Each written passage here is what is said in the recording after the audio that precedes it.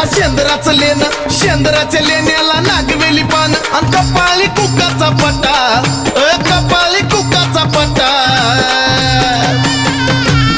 आणि असा तर माझ्या येडामाईचा नटपटा नटपटा, असा तर माझ्या येडामाईचा नटपटा नटपटा, असा तर माझ्या